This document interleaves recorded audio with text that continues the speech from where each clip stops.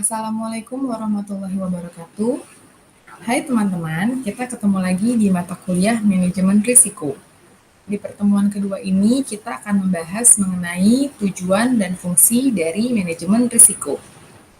Kalau ada pertanyaan, bagaimana sih peran manajemen risiko dalam pengelolaan perusahaan? Kita dapat merujuk pada pendapat Henry Vail yang menyatakan 6 fungsi dasar dari kegiatan pengelolaan perusahaan, mencakup kegiatan teknis, komersil, keuangan, keamanan, akuntansi, dan manajerial. Maka manajemen risiko berkaitan dengan kegiatan keamanan yang tujuannya untuk menjaga aset dan personil perusahaan dari kemungkinan risiko yang terjadi pada perusahaan. Contohnya, risiko pencurian, kecelakaan, atau mencegah pemogokan kerja, dan semua gangguan sosial atau alamiah yang mungkin membahayakan kehidupan dan perkembangan perusahaan. Jadi kegiatannya itu dimaksud untuk memberikan keamanan terhadap operasi perusahaan dan seluruh personil perusahaan, seperti pemimpin, pemilik, dan juga karyawan perusahaan. Pada pertemuan pertama yang membahas mengenai konsep dasar manajemen risiko, kita sering menyebut kata asuransi. Tapi, konsep manajemen risiko itu tidak boleh dicampur adukan dengan konsep asuransi, karena keduanya mempunyai ruang lingkup dan cakupan yang berbeda, meskipun mempunyai sasaran yang sama. Asuransi itu merupakan bagian dari manajemen risiko, karena asuransi merupakan salah satu cara penanggulangan risiko sebagai hasil perumusan strategi penanggulangan risiko dari manajemen risiko. Dari sini terlihat ya bahwa manajemen risiko itu merupakan fungsi untuk menentukan cara mengelola atau menanggulangi risiko, dan asuransi menjadi salah satu caranya. Persamaan keduanya hanyalah merupakan kegiatan manajemen yang berkaitan dengan upaya penanggulangan risiko murni yang dihadapi oleh perusahaan. Jadi hanya sama-sama kegiatan manajemen yang terkait dengan risiko. Jadi tidak berkedudukan di level yang sama. Nah, berikut adalah tabulasi yang menjelaskan mengenai perbedaan dari manajemen risiko dan asuransi. Kita ke manajemen risiko dulu ya. Yang pertama, lebih menekankan kegiatan pada menemukan dan menganalisa risiko murni. Seperti yang sudah disinggung di pertemuan sebelumnya, tugas dari manajemen risiko itu kan awalnya untuk mengidentifikasi apa saja sih risiko-risiko yang mungkin hadir, yang mungkin muncul menimpa perusahaan. Kemudian, manajemen risiko tugasnya hanya memberikan penilaian belaka terhadap semua teknik penanggulangan risiko. Jadi setelah kita tahu, kita identifikasi risiko-risiko apa yang mungkin timbul, kan kita cari nih probabilitasnya seberapa besar sih risiko itu akan muncul sebenarnya, dan kemudian kita melakukan teknik-teknik untuk mengelola risiko tersebut. Nah, manajemen risiko itu hanya sampai memberikan penilaian terhadap teknik-teknik yang digunakan untuk penanggulangan risiko. Yang ketiga, manajemen risiko pelaksanaan programnya menghendaki adanya kerjasama dengan sejumlah individu dan bagian-bagian dari perusahaan. Karena seorang manajer risiko itu tidak bekerja sendiri. Kalau manajemen risiko yang mengidentifikasikan dan merumuskan strategi dalam penanggulangan risiko, nah untuk implementasinya diserahkan kepada divisi masing-masing. Misalnya, implementasi di bidang produksi, ya diserahkan ke bagian produksi. Kalau yang terkait dengan keuangan, pasti akan diserahkan ke bagian keuangan.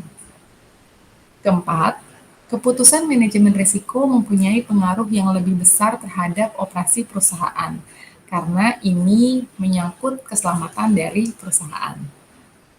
Kalau asuransi, itu merupakan salah satu cara menanggulangi risiko murni tertentu. Jadi dari sekian banyak teknik, asuransi adalah salah satu caranya untuk penanggulangan risiko tersebut. Asuransi tugasnya menangani seluruh proses pengalihan risiko. Jadi ketika manajemen risiko sudah memberikan perhitungannya, kemudian menentukan teknik-teknik apa yang harus dilakukan, nah pelaksanaannya salah satunya menggunakan teknik asuransi ini yang juga bertujuan untuk mengurangi dampak dari risiko yang akan dihadapi. Implementasinya, asuransilah yang menjalankan. Yang ketiga, melibatkan jumlah orang dan kegiatan-kegiatan yang lebih kecil.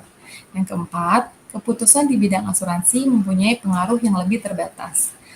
Seperti yang tadi sudah diutarakan, asuransi adalah salah satu teknik dari sekian banyak yang dapat digunakan untuk mengelola asuransi. Maka cakupannya jadi memang lebih kecil. Tujuan dan fungsi dari manajemen risiko. Kita membagi dua tujuan dari manajemen risiko. Ada yang tujuan sebelum terjadinya peril, ada juga tujuan yang setelah terjadinya peril. Kita sudah bahas ya di pertemuan pertama, peril itu apa? Peril itu adalah peristiwa atau kejadian yang menimbulkan kerugian.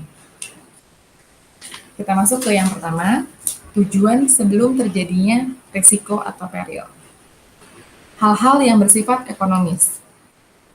Ini adalah upaya untuk menanggulangi kemungkinan kerugian dengan cara yang paling ekonomis, melalui analisa keuangan terhadap biaya program keselamatan, kemudian mungkin besarnya premi asuransi,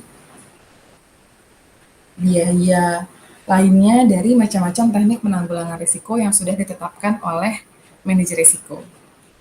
Kemudian ada hal-hal yang bersifat non-ekonomis. Ini adalah upaya untuk mengurangi kecemasan kemungkinan adanya peril, agar ketika ada upaya penanggulangan, kondisi tersebut dapat teratasi. Yang ketiga, untuk memenuhi kewajiban dari pihak ketiga atau di luar perusahaan. Upayanya adalah memasang atau memakai alat keselamatan kerja untuk menghindari kecelakaan kerja, misalnya pemasangan rambu-rambu dan pemakaian alat pengaman. Hal ini juga diupayakan untuk memenuhi Undang-Undang Keselamatan Kerja. Mengasuransikan aktiva yang digunakan sebagai agunan juga salah satu bentuk yang dilakukan dari tujuan yang ketiga ini.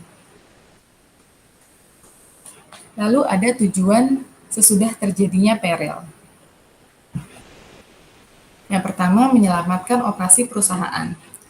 Manajer risiko mencari strategi bagaimana agar kegiatan tetap berjalan setelah perusahaan terkena peril, walaupun yang mungkin beroperasi hanya sebagian dari perusahaan. Yang kedua, upaya agar operasi perusahaan tetap berlanjut. Hal ini sangat penting, terutama untuk perusahaan dapat melakukan pelayanan terhadap masyarakat secara langsung. Contohnya bank, agar tidak menimbulkan keresahan nasabah yang dapat mengakibatkan rush money. Teman-teman tahu ya, rush money adalah menarik uang tunai di bank yang dilakukan serentak atau bersamaan oleh masyarakat karena adanya kekhawatiran. Yang ketiga, upaya agar pendapatan perusahaan tetap mengalir. Meskipun tidak sepenuhnya, paling tidak cukup untuk menutup variabel cost. Jika tidak memungkinkan perusahaan melakukan usaha di tempat biasanya, maka sementara waktu dapat melakukan kegiatan usaha di tempat lain sampai dengan kondisi kondusif kembali.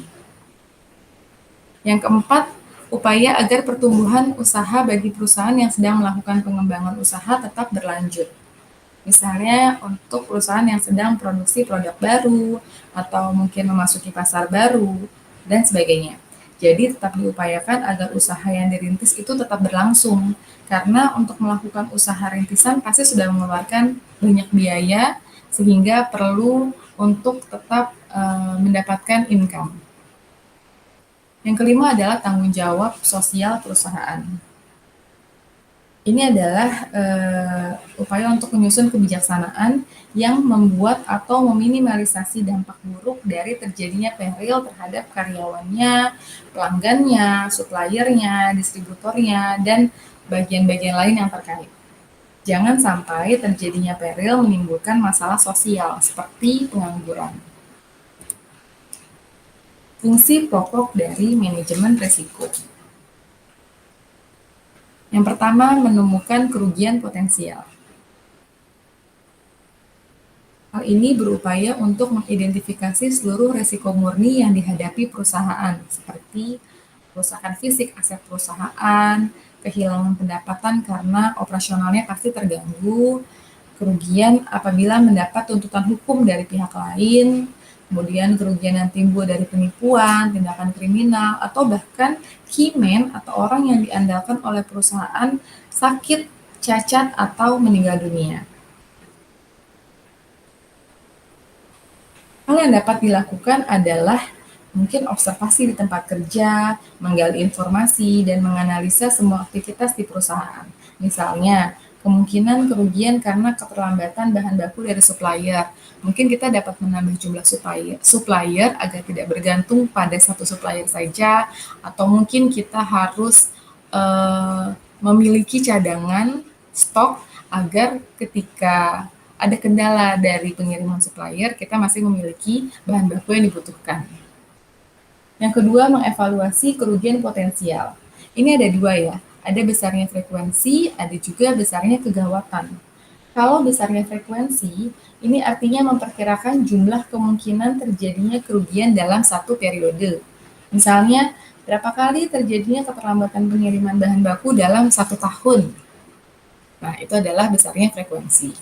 Kemudian, kalau besarnya kegawatan, artinya menilai besarnya kerugian yang dialami. Hal ini biasanya dikaitkan dengan kerugian finansial perusahaan. Yang ketiga ada memiliki teknik atau cara menanggulangi kerugian. Dalam memilih cara penanggulangan risiko secara garis besar dapat disusun suatu matriks sebagai berikut. Ini adalah pengkombinasian dari tingkatan frekuensi kerugian dengan kegawatan kerugian. Apabila frekuensi kerugiannya rendah, kemudian kegawatan kerugiannya rendah, maka penanggulangannya dapat dilakukan dengan cara retensi atau pengendalian.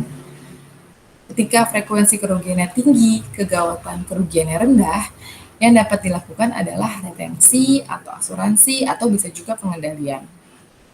Ketika frekuensi kerugiannya rendah, kegawatan kerugiannya tinggi, penanggulangan yang dapat dilakukan adalah asuransi atau pengendalian. Kalau dua-duanya tinggi, yang harus dilakukan adalah menghindari agar risiko tersebut tidak terjadi dan menimpa perusahaan. Proses pengelolaan risiko. Proses pengelolaan risiko termasuk dalam beberapa tahap. Yang pertama, ada identifikasi risiko. Identifikasi di sini ada beberapa ya.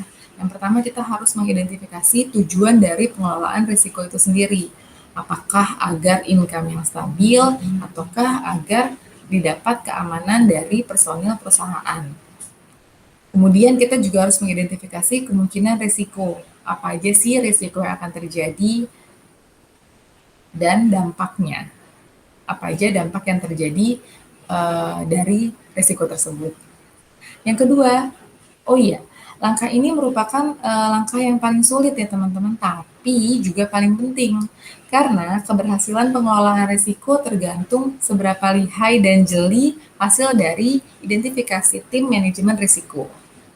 Setelah kita dapat mengidentifikasi risiko-risiko yang mungkin timbul beserta dampaknya, kita harus menganalisis risiko dengan cara mengevaluasi dan mengukur probabilitas dari suatu risiko. Jadi setelah ada apa aja nih risiko yang ada, kita ukur nih probabilitasnya. Mana probabilitas yang besar, mana probabilitas yang tidak besar. Kemudian kita harus juga mengevaluasi dan mengukur dampak dari kerugian setiap risiko yang timbul. Yang ketiga ada perencanaan risiko. Ini adalah mencari cara untuk menyelesaikan masalah-masalah yang timbul akibat terjadinya suatu peril. Ini juga sempat disinggung di pertemuan sebelumnya, ketika sudah ada apa saja, sudah teridentifikasi risiko-risiko apa saja yang mungkin terjadi, kemudian sudah terhitung probabilitasnya, sudah kita analisa juga apa aja sih dampak dari risiko itu ketika muncul, kita harus memiliki strategi untuk dapat menghindari atau meminimalisasi dampak dari risiko yang digambarkan. Yang terakhir adalah monitoring risiko. Setelah menetapkan rencana yang akan dilakukan, kemudian pasti mengimplementasinya, jangan lupa untuk memonitor dan mengevaluasi rencana atau strategi yang telah diambil. Karena nggak akan ada artinya kalau misalnya strateginya sudah matang, kemudian implementasinya sudah berjalan baik, tapi tidak kita monitor dan evaluasi.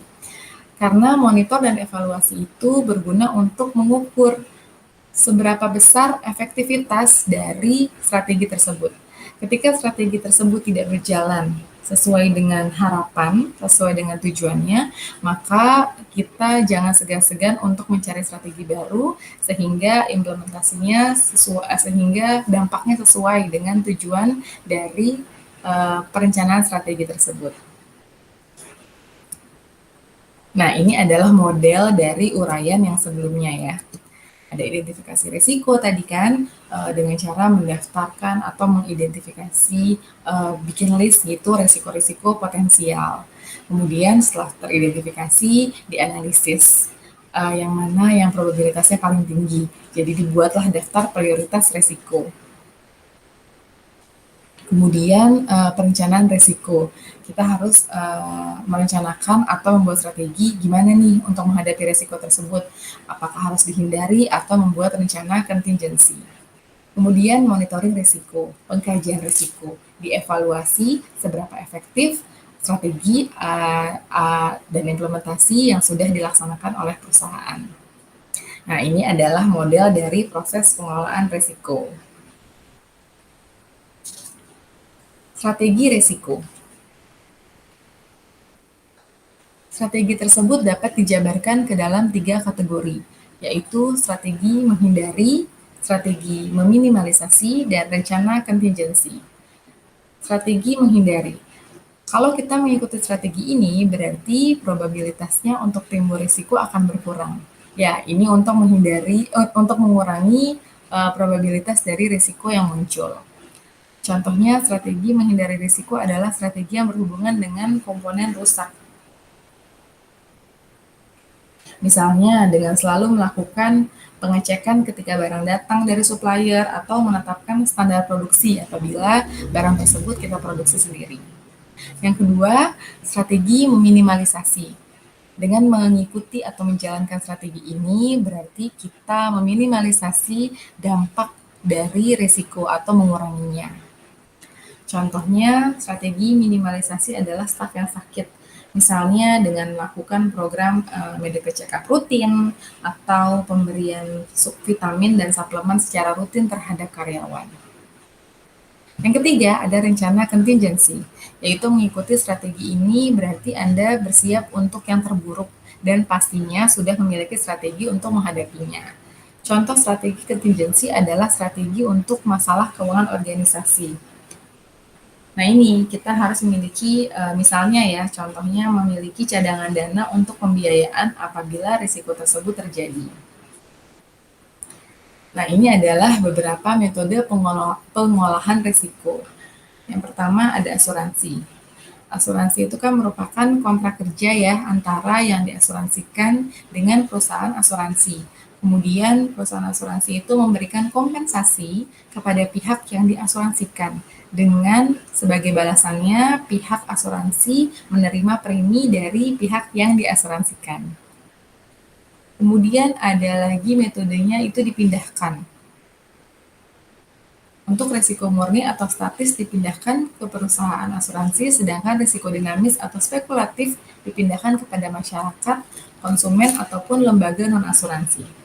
Sebenarnya di pertemuan sebelumnya kita juga sudah membahas ya, selain asuransi, pihak-pihak yang dapat kita pindahkan gitu resikonya bisa dengan cara hedging atau incorporated ya, membuat PT.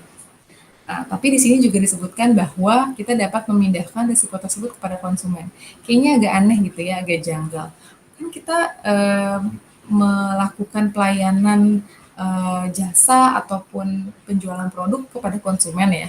Terus gimana caranya kita bisa memindahkan risiko terhadap konsumen? Nah, jadi misalnya gini nih, teman-teman ilustrasinya. Misalnya ada perusahaan penjual notebook gitu ya. komputer notebook ingin menghindari risiko perubahan kurs. Nah, biasanya komputer notebook itu kan komponennya banyak yang diimpor dari luar. Jika ditetapkan dalam rupiah harganya, maka harga akan berfluktuasi mengikuti perubahan kurs. Jadinya dia akan mengalami kerugian. Nah, penjual komputer notebook ini biasanya mentransfer risiko perubahan kurs ke pembeli dengan cara menetapkan harga notebooknya dalam dolar, bukan rupiah. Sehingga ketika terjadi fluktuasi dari kurs, dari harga rupiahnya, maka ya yang memegang risiko adalah si konsumennya sebagai pembelinya.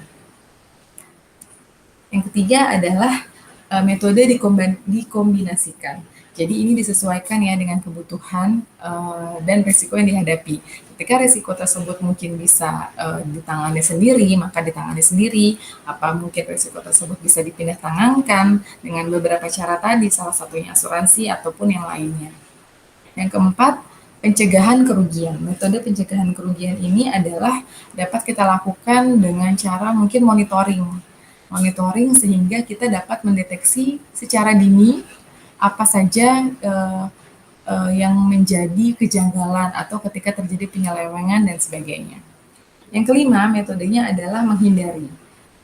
Menghindari ini bisa kita lakukan dengan cara melakukan riset untuk mendapatkan informasi yang kita butuhkan dari keberlangsungan perusahaan. Kedudukan manajemen risiko. Di negara maju, kedudukan manajemen risiko setingkat dengan manajer tingkat menengah, di mana tugasnya secara umum mencakup mengidentifikasi dan mengukur kerugian dari exposure, menyelesaikan klaim-klaim asuransi, merencanakan dan mengelola jaminan tenaga kerja, serta ikut mengkontrol bagian kerugian dan keselamatan kerja. Kerjasama dengan departemen lain. Di dalam melaksanakan penanggulangan risiko, manajer risiko perlu bekerja sama secara harmonis dengan departemen lain. Seperti yang tadi sudah disinggung di awal, bahwa manajemen risiko itu nggak bisa berdiri sendiri. Mungkin dia adalah konseptornya, dia yang membuat strategi untuk penanggulangan risiko. Tapi implementasinya akan dilakukan oleh teman-teman di bagian lain. Ini kita akan coba membahas di 6 bagian ya. Ada bagian akuntansi, bagian keuangan, bagian pemasaran, bagian produksi, bagian engineering, dan maintenance, juga bagian personalia. Di bagian akuntansi, misalnya melakukan penilaian terhadap rekening aset untuk mengidentifikasi dan mengukur kerugian. Itu kan tugasnya akuntansi ya. Atau mungkin melakukan penilaian terhadap rekening piutang untuk mengukur risiko terhadap piutang dan alokasi cadangan bagi kerugian. Itu juga bagian akuntansi. Kemudian kalau dengan bagian keuangan, mungkin bisa mendapatkan informasi tentang gangguan cash flow. Kita bisa detek dari bagian keuangan. Kalau dari bagian pemasaran, ini terutama terkait dengan risiko tanggung gugat. Misalnya ada tuntutan dari pihak ketiga karena perusahaan melakukan sesuatu yang tidak memuaskan, apa ada keterlambatan pengiriman pesanan, atau mungkin pesanan yang datang rusak atau salah, dan sebagainya. Dari bagian produksi, upaya yang berkaitan dengan produk cacat atau tidak memenuhi standar kualitas, atau pemborosan bahan baku. Nah, yang seperti itu kita bekerja samanya dengan bagian produksi. Kemudian kalau dengan bagian engineering dan maintenance, itu adalah tanggung jawab terhadap desain pabrik, maintenance, perawatan gedung, dan isinya untuk mencegah terjadinya peril. Bagian personalia. Ini berkaitan dengan karyawan. Mungkin dengan melakukan program kesejahteraan karyawan guna mencegah pemogokan atau keselamatan kerja atau hygiene industri, dan sebagainya. Baik, itu adalah tadi kuliah pertemuan kedua manajemen risiko. Dan untuk teman-teman yang masih ada pertanyaan, silahkan ditanyakan melalui ruang diskusi di aplikasi MyBase atau di WhatsApp grup manajemen risiko. Terima kasih untuk teman-teman yang sudah memperhatikan dan mendengarkan. Assalamualaikum warahmatullahi wabarakatuh.